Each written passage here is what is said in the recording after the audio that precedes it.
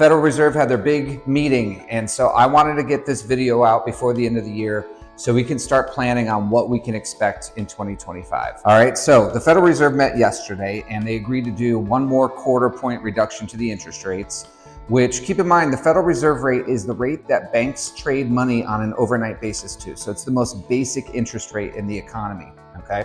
And so what they agreed to is to drop it by a quarter point. But what was more important was what their future projection was. So they represented a major pivot on the last move. All right, the major pivot was, hey, we're going to continue the process of lowering rates back down. But everybody who's an economist and anybody like myself has been looking at it going, well, then what about inflation? You can't have inflation come down and have interest rates come down. It's counterintuitive. And so what they did is they pivoted and they basically said, this is probably the last rate cut for the foreseeable future, meaning that going into 2025, there may be zero interest rates cuts. There might be very limited interest rate cuts. And so bottom line is, I don't see rates coming down in 2025. I expect that we're going to be pretty much at the same interest rate marks that we are at currently. So let's talk about interest rates. If you're wondering what's going on with interest rates, do not look at the Federal Reserve rate. Look at the 10-year Treasury bond, which I have up right behind me here, okay? You can see very clearly the lowest it was right back here in the middle of September, all right? Since then, it's been a steady climb, a little bit of dip here, and now it's back up higher than it was in July of this year, okay? And if you're wondering, well, what's that 4.55? Is that the rate you get on a mortgage? No, it's not, okay? The rate you get on a mortgage is typically about 30% higher than that number, okay? And so that puts us right around the 7%, 7.25%, maybe high sixes, depending on different factors for your loan qualification. So anyway, rates are gonna kind of remain the same, at least for the foreseeable future. We do have a new administration coming in. And I'd really urge you to watch to the very end of this video because I'm really going to do a deep dive and I'm going to go into some silver lining stuff that as a realtor, you're going to want to know, and you're going to want to share this with your clients. You're going to want to share this with your sellers because this is going to make you much more productive in 2025. So back to my point here. Rates, they're going to be pretty much remaining the same. So what's the theme of 2025 going to be? I would say the theme is affordability. To understand affordability, we have to understand where we were and where we are right now. So let's go over to this little board right here, okay? So 4 years ago, 5 years ago, and in the very end, December of 2019, let's talk about our market and where we were. The median sales price in 2019 was $172,000 in our market, okay? The average interest rate at that time was 4%. Woohoo! I'd love those back, wouldn't you? All right. That would result in the client's principal and interest payments being roughly what? $763 a month. Very affordable, okay? Keep in mind, this is our market, Central Florida. People aren't millionaires here, okay? A lot of working families, you know, firefighters and teachers, couples, trying to buy an entry-level house. That was affordable, all right? Now, fast forward, December 2024, where are we? The median sales price in our market has skyrocketed up to $287,000, okay? Big number, which is good. I mean, great. My house is worth more money. I like that. I like that my house is worth more money, but we got to go through affordability and why our home's starting to slow down, all right? The average interest rate's 7.25% as of today. And the bigger one, the median price, the average payment for this structure, $1,957 a month, okay? So in 5 years' time, forget about the prices, forget about the rates. Let's look at the big bottom line. That same home went from $172,000 to $287,000. The rate's 4 to 7.25, and your principal and interest payment on that same house probably went from $763 to $1,957. That is a 138% increase in your housing expense as a home buyer if you wanted to buy in today's market. Just the median price home at the regular average rate, that's what it's going to cost you. And that's what's affecting the housing market right now. So let's go through the 3 pillars of housing and how that's affecting everything, okay? So to our little slideshow here. Okay, so 3 pillars of housing. You have your incomes in the market, okay? Your average incomes. Does anybody see on the horizon a 30% bump to the average income in this market? I'd probably venture no, I think most people are going to be remaining somewhat stable as far as their incomes go. I think most of you would agree. Interest rates. We just talked about what the Federal Reserve said. They said that basically what they're saying is they're more conscious of inflation. They want to get the inflation number down. In order to do that, we got to keep rates where they are, okay? And then we have the third pillar, and that's home prices. This is the only pillar that the market actually controls. The other two we can't control, but home prices we can.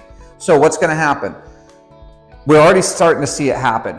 Just in the last couple months, we've seen inventory go from a 30-day inventory to a 60-day inventory. I would expect probably by the end of quarter number 1 of 2025, we're up to a 90 to 180-day inventory. More inventory of homes means that buyers have more options. There's not a shortage of buyers who want to buy. There's a shortage of buyers that can afford to buy. And so what's going to happen is the sellers that actually need to get out of their houses, they're going to cut prices desperately, and then they're going to get deals, and they're going to get buyers who want to buy those homes and make it affordable for them. So let's go back onto the next slide here. So this is my projection for 2025. As long as nothing else changes, okay, and we could have something crazy happen. Let's say we had a major economic crash. If all these drones that are in New Jersey turned out to be UFOs and we have an alien invasion, that's going to cause rates to go down. I know that's funny, but it's kind of crazy we're even talking about it. Okay, but bottom line is if nothing else changes, inventory is going to continue to go up and increase due to affordability issues. Okay, so inventory is going to go up. That's going to result in pricing declines. Okay, prices will have to come down to make this affordable. We already went through these numbers. It's unsustainable to have these things continue. Okay, so prices will start to decline as a result. We will, unfortunately, see low appraisals become more frequent, because when you're in a declining market, if you get that buyer who doesn't know any better, or the realtor who's not looking at all the comparable sales and whatnot, we will start to see more low appraisals. 2 years ago, I probably had 1 in 100 appraisals come in low. I wouldn't be surprised if you start to see 1 in 10, maybe as high as 1 in 6 come in low. And so people are going to have to be flexible for that. And I think interest rates will remain the same unless something else major happens. Okay, so there is a silver lining, guys. So hear me out here. So here's the silver lining. Let's go to the next slide. Silver lining. The buyer's agents and the buyer's agents that learn how to negotiate hard are going to win. Okay, the more homes that are available, there are going to be sellers who are willing to negotiate heavily. We actually just got one where the list to sale price was 22% below. With the factored in the seller contributions we got, the fact we got them to put a new roof on the house, and all these other factors, that seller wanted to sell. They wanted to move on with their life, and they were willing to give up whatever they had to get to move on with their life. So buyers are going to learn this. Buyers are going to negotiate hard. They might see that house that's listed for $300 that they thought was outside of their price point. Make a $275,000 offer with 3% seller contributions to get a lower interest rate, and you might get your offer accepted. So you'll be surprised. It all just depends on what kind of position that seller's in. I think buyers are going to be able to negotiate, and I love that. I think that's really good for buyers. Now, seller concessions are going to become almost standard. You're going to need seller concessions because those seller concessions are able to take that 7.25% interest rate down to 5.25%, as much as 5.25%, maybe even lower in some cases for those people. That's going to result in a much lower principal and interest payment for the buyer, which makes it more affordable, which makes them want to buy your house. Okay, so be open to those negotiations as a seller.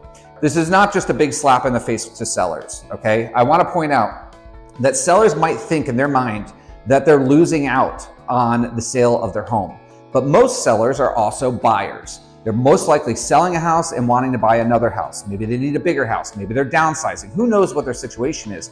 But keep in mind, if they're buying and selling in a similar market, what they're giving up on the sale of their current house, they're probably going to gain on the purchase of their next house, because they're going to negotiate heavily on the purchase of the next house. And that seller of the seller of the house they want to buy probably is going through the same mental gymnastics of, oh, I'm giving up so much. But the truth is, that's just the market now. So sellers, don't fret, because if you are buying when you sell, then you're probably getting a similar deal to what you think you're giving up. So keep that in mind too. So final thoughts, okay? Final thoughts. The ones who adapt to this change in this environment are gonna be the winners. The realtors, I hate to say it, but the realtors who sit back and say, "Ooh, I don't want to make that low of an offer, that's just insulting," or I don't want to ask the seller for concessions, or the realtors are saying, well, no. If you don't have multiple offers on your house and this is the only offer you've gotten in months possibly, I don't care if you just had a price reduction of $10,000, you're still probably going to have to give up more to get your house sold, because there are buyers, there's plenty of buyers who want to buy a home right now. The problem is what we just went over in that chart over there, okay? They need it to be affordable. If it's not affordable, they're going to stay renters, because rents are also starting to drop. So keep that in mind as a home seller. If you want to move on with your life, you need to be flexible. Buyers need to be very conscious of negotiation. Now, don't be super insulting. You can't come in at 50% below ask. Okay, but you might be able to get a house for 15% below the listing price or 20% below the listing price when you factor in concessions and all that stuff. You don't know what position the seller's in and how much they want to move on with their life. So I think this is going to become the theme of 2025, unless something big changes. We got a new administration coming in with a lot of big plans. So we don't know how that's going to change things, but at least right now, this is what I project for 2025. I hope you share this with your buyers. I hope you share this with your sellers. Please feel free to share this on social media, wherever you want to put it. But that's the market we're in here in Central Florida. I don't see it changing for the foreseeable future. Feel free to give me a call. We can help your buyers negotiate, use these seller concessions, get better interest rates, make it more affordable, make them get off the fence and want to buy a house right now. It's just getting it affordable for them. So anyway, have an awesome holiday. Have a Merry Christmas, a Happy New Year, and we'll be talking to you in 2025. You got my number. Give me a holler. Bye.